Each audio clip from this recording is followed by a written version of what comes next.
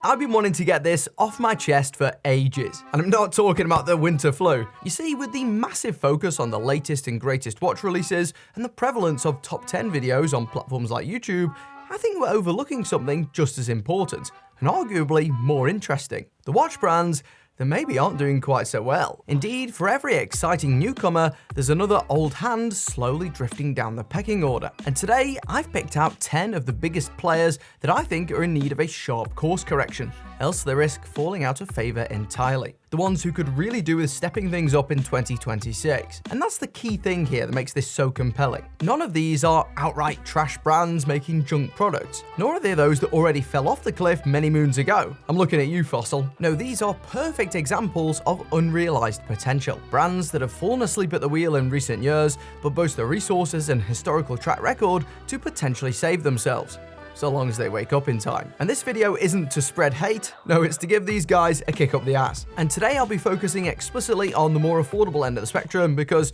well, that's my specialty. So yeah, let's kick things off with some honorable mentions who definitely got my alarm bells ringing, but just not quite as loud as the others. I want to start with an unlikely candidate and one of my all-time favorites, Casio. Now, Casio isn't in freefall by any stretch, unlike some in the main list. But at the same time, I'm struggling to remember the last time I was truly enthused by a new Casio release. In terms of raw value and materials, most affordable Casios have been eclipsed in the past half decade by other Chinese-made brands, whose watches are objectively higher quality for the same or less money. In fact, Casio's prices have steadily been rising versus the competition in territories like the UK, all while their special edition releases like the Casiotron reissue get slapped with massively increased price tags that materially they aren't particularly deserving of. Also, I couldn't help but notice that the best Casios I looked at over the last 18 months were primarily revamped versions of older watches that first hit the market many years ago, with their newer designs not landing nearly as well. In essence, it feels like new Casios have regressed a bit from being the obvious entry-level go-tos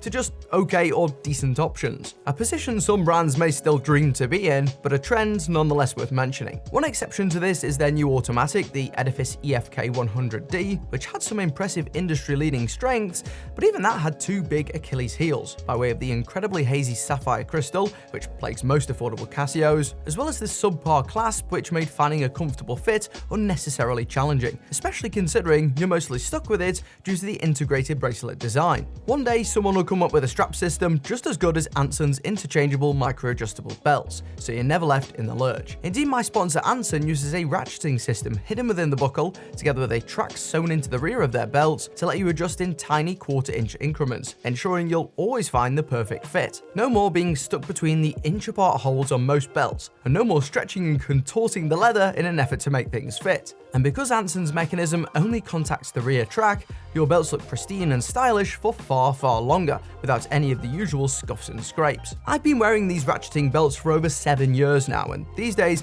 I simply can't do without them. No, really, I went abroad to Malta the other week, forgot to bring a belt, and had to endure this cheap piece of junk I bought from a store there for the entire holiday. I had truly forgotten how terrible the experience was with normal belts, and to be frank, I've never felt so much lust for a hole punch in my life. Once you try an Anson belt, you'll never go back either. You can adjust Anson belts on the fly in an instant, whether you're sitting, standing, or on the move, and you can easily switch the buckles around to ensure you've always got a combination that matches your outfit. They're a family company that's been operating since 2009 with an outstanding customer service experience, and because Anson Belt and Buckle is sponsoring this video, when you click the link in the description or scan this QR code to build a box set, you get 2 bonus pieces, a buckle and a strap completely free. That's 3 buckles and 3 straps, which can make 9 unique belt combinations all in one box. So click the link, build your box set, and upgrade your belt game today. And from now on, I'm just leaving one in my suitcase. Another honorable mention is Armitron. Just like Swatch, this American brand hit the heights back in the 1980s, and they still have some solid watches today, such as their fairly priced steel digitals. Outside of those though, it's becoming harder to differentiate Armitron from any other fashion watch brand, as their analog models are left wanting in the design department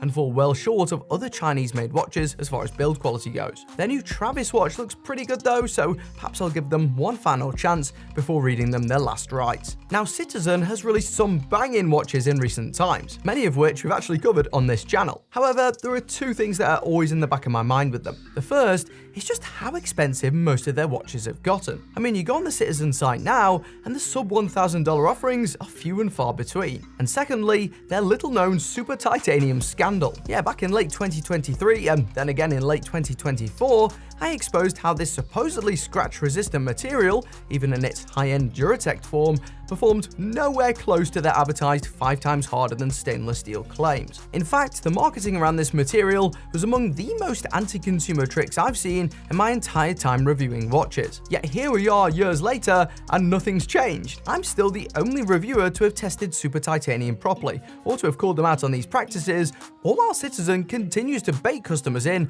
with the exact same overly broad and provably false claims about its durability. The irony is, Citizen doesn't even need to be doing this misleading nonsense. Their watches are overall really solid, but if they continue doing dodgy stuff like this, it's only a matter of time before they end up in my crosshairs again. Now to the main list, and I've grouped these wall of shamers into 3 bite-sized chunks for you. The first of which I like to call the Let's Add a Zero gang, a reference to the most prolific and revolutionary marketing strategy used by board members the world over. These lot can still make good watches, but their prices have risen so sharply in recent years that they'll probably give you a mini heart attack when you click through to the product page. Yeah, these brands barely even qualify as affordable anymore, especially with the industry-wide effort to cull grey market resellers in recent years, which forces you to buy at manufacturer-determined prices unless you're willing to buy used. The most infamous example of this has to be Seiko, whose repeated discontinue and then reissue at a higher price strategy has garnered them a fair amount of criticism since 2019. Indeed, the entry point for a new automatic Seiko 5 was about £70 or $80 on grey market sites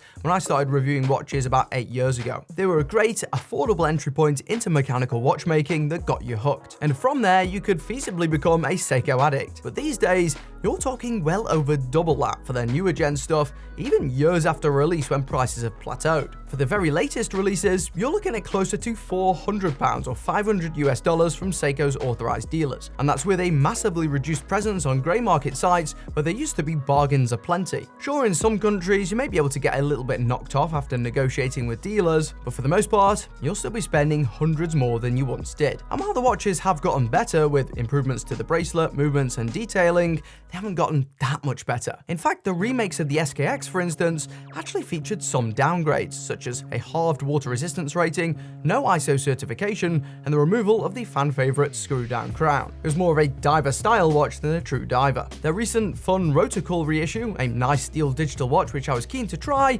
released at almost £500. £500 for a digital watch is hard to stomach, no matter how much you like Seiko. Indeed, Seiko's pricing has well and truly strayed into Swiss territory, despite their continuing quality control issues, with their focus switching almost entirely to their most expensive ranges, which yield higher profit margins. These days, if you see a Seiko you like, you can bet it's got a 4-figure price tag. Meanwhile, the previous budget buyers are left with nothing but higher-priced reboots of recently discontinued watches, which are then rehashed innumerable times for lazy celebrity or fashion brand collabs. I don't hate Seiko by any stretch, they generally make good watches, but their lowest cost offerings are becoming increasingly unaffordable and uncompetitive versus their rivals. Micro brands, Chinese brands, and many other big brands in the same price bracket have them beaten in almost every category, meaning Seiko's days of holding a near monopoly among entry-level enthusiasts are well and truly over. Not that that particularly bothers them, the Seiko group is making more money than ever, so they're clearly winning by targeting the wealthier crowd. While Seiko is the best known of the Let's Add a Zero club, they're actually not the biggest offenders in my book. That award has to go to the Swiss field watch specialists Marathon. Now, I still own a Marathon watch and I've tried several in the past. I really love the faux vintage vibe you get with these, and the looks are pretty unique with some peculiar case shapes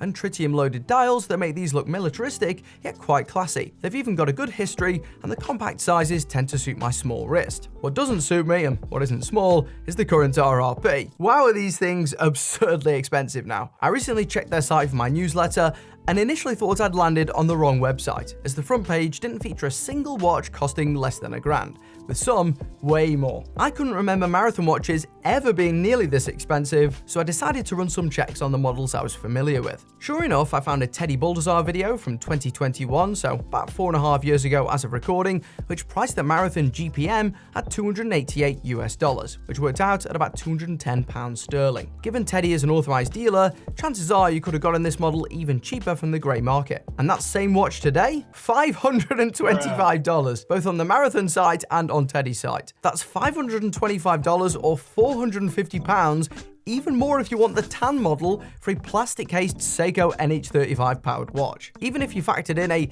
dealer discount or a newsletter sign-up bonus, that's nothing short of shameful. Indeed, this watch has pretty much doubled in cost in 4 years with no obvious upgrades or changes in that time frame. And grey market listings? Well, they're now nowhere to be seen either. To me, this just screams greedflation. There's no chance in hell that production costs have rocketed that much, even with COVID and tariffs. Marathon's price hikes have made Seiko look generous in comparison. I mean, you can find this same off-the-shelf movement powering alternatives that are made of stainless steel that cost around 10 times less. Alternatives that ironically destroy Marathon on the rest of the specs too. This is a watch brand I was excited for about 3 or 4 years back, but today, I don't even bother checking their site anymore. I mean, I'm not rich. Most people still recommending these online seem to be those who secured one well before these rapid price hikes, who, as you can imagine, are feeling pretty smug right now. Marathon has some exciting history and some solid military connections, but not nearly the build quality, finishing, designs, or movements to justify such steep prices in my opinion. They're using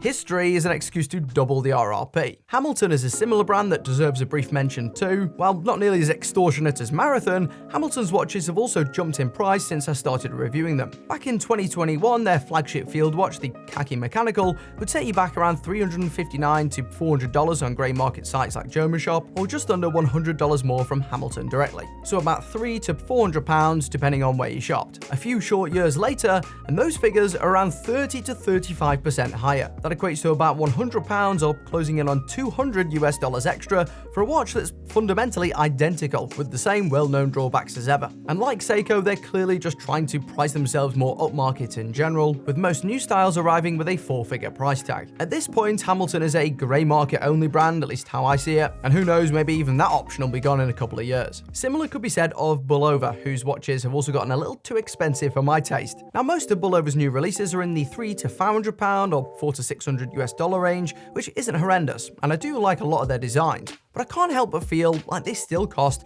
about $100 more than they probably should do, considering the average build quality and underwhelming specifications, outside of their precisionist movement tech at least. They may not be ramping up the prices of existing models, but it just feels like their new releases hit the market at much higher price points than they would have done a few years back. For instance, models like the Super Seville and Jetstar are certainly exciting, but they're £500 a pop. The venerable Lunar Pilot still sells for that much, despite its much greater historical significance. If that model were released today, I bet it would set you back like $800 or so, rather like their recent Millships reissue, whose baffling price tag immediately placed it beyond my reach and beyond that of many others, I'm sure. All in all, Bulova is still the least egregious in this category, as they do have a fair selection of lower priced releases. But I do have a couple of other frustrations that bag them a spot. They've got some massively overpriced celebrity collab watches, an unhealthy obsession with skeleton watches, and overall their watches generally just seem unnecessarily thick, even those with quartz movements. Bulova proved they can squeeze their thicker than average precisionist quartz into a sleek package with their Super Seville, but other precisionist models are considerably thicker for no real reason, to the extent that some of their quartz reissues appear to be thicker than the mechanical watches they were inspired by. I mean, you'd think they'd want to make the watches thinner, not thicker. Similar can be said of their Miyota powered automatics, which are stockier than most rivals using the same movement. Oh, and Bulova also made a half-hearted attempt to ride on the coattails of the Moon Swatch with their own plastic-clad snorkel, which was basically a £300 Christmas cracker watch with laughable build quality. It didn't look the worst, but it did feel like an obvious cash grab trend chasing move. From the looks of the immediate heavy discounts and blank review counts, this didn't become the viral high margin hit they were hoping for. Bulova also cost me big time on a personal level. For the first time ever, my non-watchy wife saw a watch she was interested in. This is the moment every watch guy dreams of, right? It was the Bulova Goddess of Time, which looked gorgeous online, so I bought her one, obviously. It arrived, and oh boy was it shoddy. I wish I'd videoed it, as the watch dial looked like an entirely different material to the one used in the product shots, with a much duller finish, and like with many female-oriented watches, the build quality was nothing short of atrocious. My wife may not wear a watch regularly, but she's handled more than enough to identify how cheaply made this thing was in the flesh. No chance was she wearing this. I mean, the margins on that side of the industry must be crazy. I want to love Bulova. I'm all about neo vintage, I love a lot of their designs, but they're definitely too expensive to be an easy recommendation right now. So yeah, those are some brands with some good stuff that are just priced too steeply. Next, we move to the brands that I think are just straight up running out of ideas. Brands resting on their laurels after one big success, or those who simply aren't releasing enough watches to find any hits whatsoever. The two biggies that come to mind for me are Swatch and Tissot. Swatch hit the big time with the Omega branded Moon Swatch a few years back, but at this point, that poor cow has been milked so many times, it's starting to resemble a skeletal zombie from The Walking Dead. I mean, I can't be the only one who's questioning who's buying this stuff at this point. There seem to be a dozen new variants every single month. The fun factor wore off for me like 20 releases ago. Now, I have to say, the Moon Swatch was a genius piece of marketing on their part. Swatch was able to convince the public that a £300 plastic watch was an exclusive luxury pickup, and there were queues around the block to obtain them. The only trouble is that the Swatch brand seems to have become totally reliant on this one-trick pony. Outside of the Moon Swatch, what have they released that's garnered any degree of popularity in the last 5 years? I mean, they saw a flicker of success with their Blancpain collab, where they tried to replicate the Moon Swatch formula with much more mixed results, but other than that, I can't think of a single Swatch timepiece that caused any significant buzz in the watch community or the general public over the last decade. In my eyes, the Moon Swatch was more of a fleeting resurgence than a true return to form for Swatch, whose popularity has otherwise been on a downward trajectory for the last decade or so. What's worse is that the public perception of the Moon Swatch is slowly shifting from excitement to exhaustion, as these once exclusive, hard-to-obtain items are now completely flooding both the used and new market. I'm sure those who paid hugely inflated reseller prices are regretting their purchases right about now. I'm sure there are quite a few whales out there hoarding these things, building whole Moon Swatch collections, and maybe that's what Swatch is banking on. But the general hype has long since passed, and I'm really not sure what Swatch's next move is going to be. Swatch Group brand Tissot also finds itself in a similar boat. This time it was their hugely successful PRX, whose big brand combination of reasonably priced Swiss-made construction and a sporty integrated bracelet aesthetic was too tempting to ignore. Now, I've looked at both the automatic and quartz PRX models, and they're decent. I mean, the quartz did feel a bit pancakey and plain, but I did enjoy the detailed waffle dial automatics, even if they were the pricier pick. The watch certainly had some of that Genta-esque styling, reminiscent of some much more expensive watches, and overall, I can see why these were so popular. Yet you look at the Tissot website today, and they may as well rename themselves the PRX company. I mean, for huge swathes of 2024 and 2025, their new releases comprised almost solely of simple iterations or recolors of the PRX, to the extent that the combinations of this watch are now near infinite. Thankfully, in the last month or so, they've finally started to mix things up a bit, but even then, the majority of Tissot's remaining catalogue is just a complete snooze fest. To me, most of their designs are just super safe,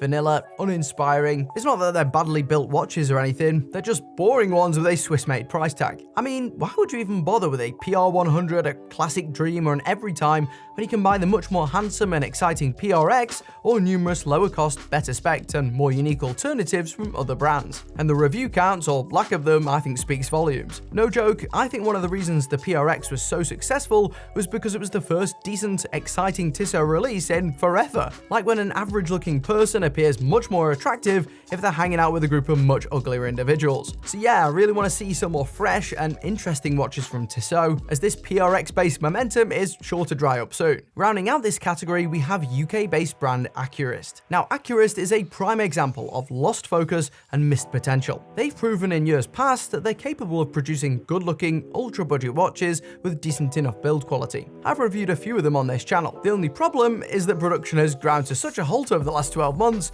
I'm all but checking for a pulse these days. I mean, seriously, I scan their site along with many others every 2 weeks for my email newsletter, and the only new release I can call during that entire time span was their Origin sports watch, which may be a reissue of a back catalogue model, but is still pretty much a 41mm PRX clone. It's relatively priced, in line with many other Accurist watches, but you know a watch brand has big operational and directional issues if they're only releasing one new model a year, despite employing hundreds or potentially thousands of people, depending on which sources you trust. I've seen one-man band YouTubers release more products than that. These guys only have 5 models in their entire men's catalogue, and only 58 total colour and strap variations. In my opinion, that's just not enough output for a low-cost, high-street brand like Accurist, which primarily targets the general public rather than us perpetually online watch enthusiasts. They're firing so few shots at this tiny target, they're unlikely to land any hits whatsoever. If there's one thing I've learned over my time as a reviewer, it's that brands need constant, consistent output to preserve their momentum, to stay top of mind among consumers, and to find the diamonds in the rough that are worth pursuing while dropping the models that have flopped at the earliest possible opportunity. It's like one big game of trial and error essentially, but Accurist seems to have forgotten to put the coin in the first place. Accurist watches are about the same quality as Timex, but the level of success in recent years is incomparable, and I think this is mostly down to this complete release drought. To be honest, if it wasn't for me doing my newsletter checks, I may well have forgotten this brand even existed, which brings us to the next section, which I like to call "You're wearing a what?" Yeah, these brands are those that are just never talked about online these days, are seldom seen on any top 10 lists, and are generally overlooked by newcomers either due to numerous underwhelming releases or virtually non-existent marketing that's seen them fall by the wayside. I think these are the ones most at risk, having essentially fallen out of public consciousness in recent times, at least in the Western markets I shop in. First up, it's a sad one.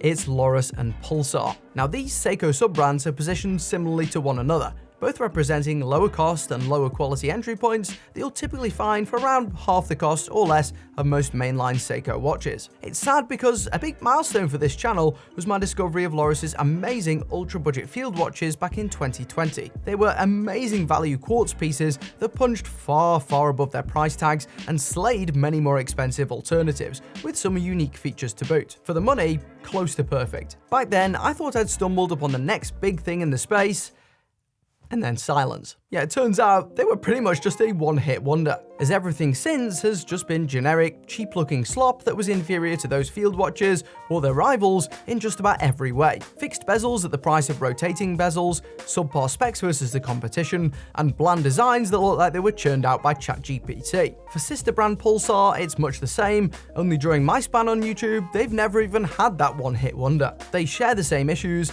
and that even extends to their atrocious online presence, with both websites being dreadful to navigate, making it impossible to find new releases, let alone buy them. There are no filters, no sorting drop-down, no new release pages, and you can't purchase directly from their site either. The whole thing is almost pointless. They've not even compressed their product images properly, so even with a super fast PC and mega internet, their photos pop onto the screen jarringly like a 90s video game background. These guys seem to have zero clue about how to operate a brand in the digital age. It's no wonder they're gradually falling out of favor. At this point, they may benefit from just being put down. Of course, there are other players relying even more heavily on their history and back catalogue to get by. Both Glycine and Momentum are doing okay, but haven't launched anything of note in many years, outside of rehashed variants of their existing flagship models. None of their newer designs have intrigued me enough to consider pulling the trigger, and I barely hear a word about either of these nowadays, even though I live and breathe watches. About 2 or 3 years back, Glycine was still pretty popular, with reviewers hyping the brand for its affordability, build quality, and value. But since then, its grey market presence has completely dried up. And let's be honest, everyone was buying these at grey market prices, meaning their effective entry cost has skyrocketed to around double or triple what it was depending on the model. Many are now approaching £1,000 before import fees, which completely voids the good value messaging shared by reviewers who probably bought theirs at a much lower price. Glycine was always a brand I wanted to try at some point. They've been on my radar for ages. Alas, it seems I was too late, as their watches barely even qualify as budget anymore. And at those prices, why would you choose a Glycine? Orient Star almost made the list too for very similar reasons. Their watches have ballooned in price as well, despite their middling build quality, and grey market availability is also scarce, though at least their designs and dial techniques have developed over time, which can't be said of some others. Momentum is much better priced, but again, I'm just not sure they quite know where they're heading or what buyers they're targeting. Oh, and the logo is pretty questionable. I definitely think they're in need of a light rebrand just to revitalize things. Founded way back in 1892, Ingersoll is another that I had my eye on for many years. They predominantly focused on vintage-inspired pieces, and I was just waiting for the right one to come along that fit my wrist and my taste. Alas, that day never came. Instead, someone at the helm of Ingersoll garnered a fetish for skeleton watches, a big departure from the classically influenced design language they'd primarily been known for. Now, they already had some skeleton watches, but things really went crazy. For many years, that's all they seemed to be releasing, to the extent that you question if Tim Burton were involved in the design process. I mean, the fact that most of their watches don't remotely suit the cursive logo attached to them just shows how far they've strayed from their original philosophy. Of course, they also had to jump on the PRX bandwagon when that came along. Are you noticing the trend yet with these? But yeah, very concerning signs overall. Chasing trends is almost always a red flag for me. Ingersoll is currently owned by Xeon Watches, which in turn is a British subsidiary of a Hong Kong-based company, and with all these layers, they still seem ill-equipped to compete with the army of domestic Chinese brands, who've since begun offering direct-to-consumer watches that are much better made, more intricate, and higher spec for similar money. For examples of those, you should check out the video on screen now, where I cover my top 20 watches of 2025. In there, I cover several of these Chinese brands that are on the up and up, and if you think other low-cost watches should have been on this list instead, let me know in the comment section below.